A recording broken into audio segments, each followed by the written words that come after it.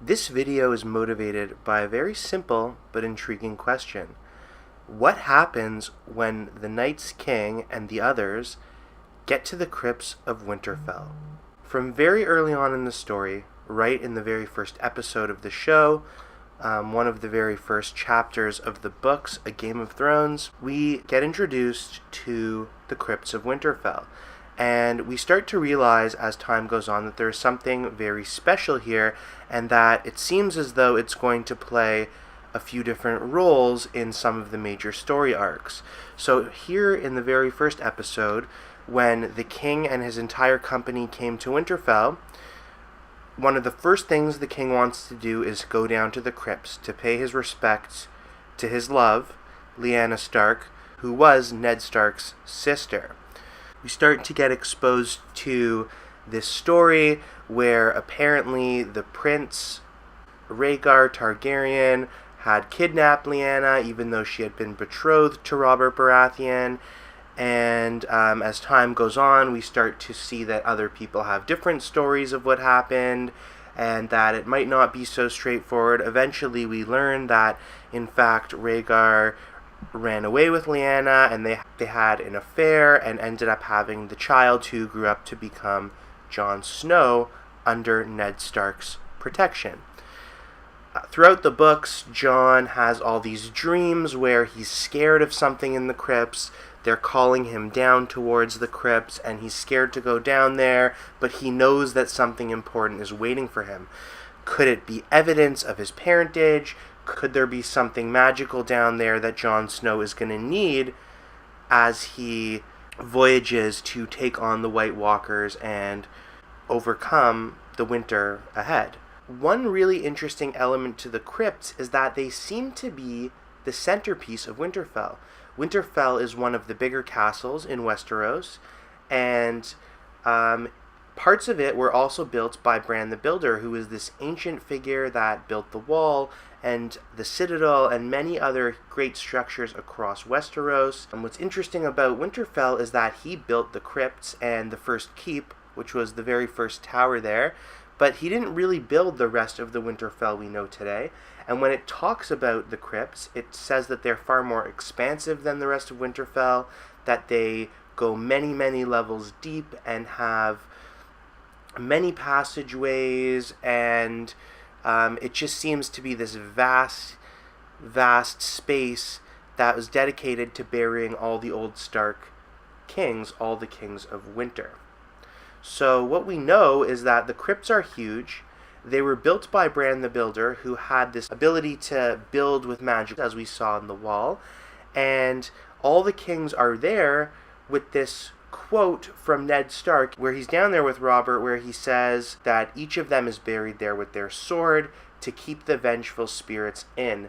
And at the time, we're hearing all of these mystical, magical stories that we think are myths, ancient lore. And as the story goes on and we start to see how deep everything goes, we kind of wonder, maybe there's something more to it. So now for the second part, where does the question really come into play? Well, it's about the White Walkers. And we know that the others, in the story we see the Night's King, who's different than the Night's King mentioned in the books. But we know that the others are able to raise the dead. North of the wall or at the wall, they don't bury the dead, they burn them, lest they leave them for the White Walkers to raise as whites and add to the army of the dead. So that brings us to this question: if the Night's King in the show can raise the dead, and Winterfell, underneath Winterfell are hundreds of generations of kings who are buried, what happens when the Night's King gets there? Because if he passes the wall, Winterfell will be one of the first locations en route to his journey down south.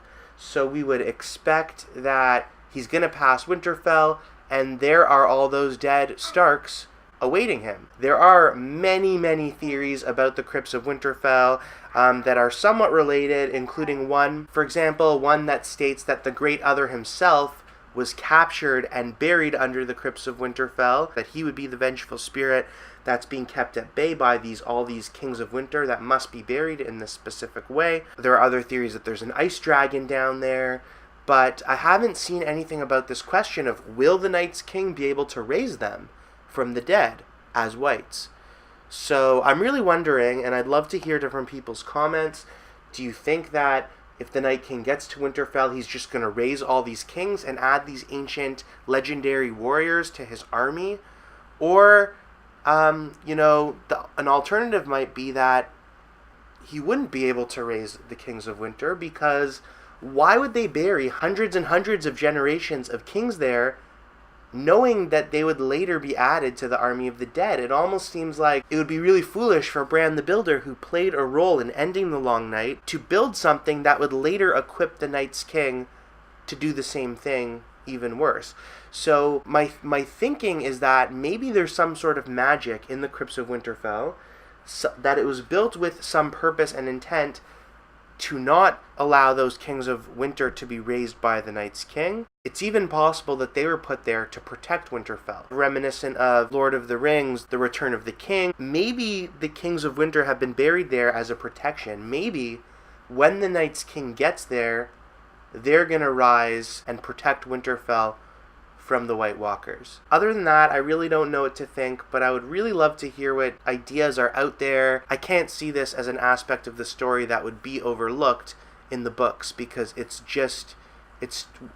too obvious.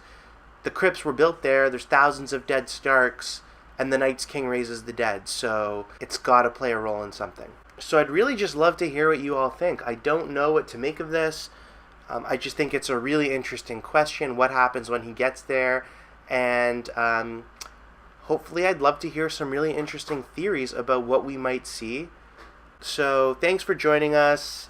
Love to hear what you think in the comments below, and look forward to continuing the Game of Thrones discussion soon.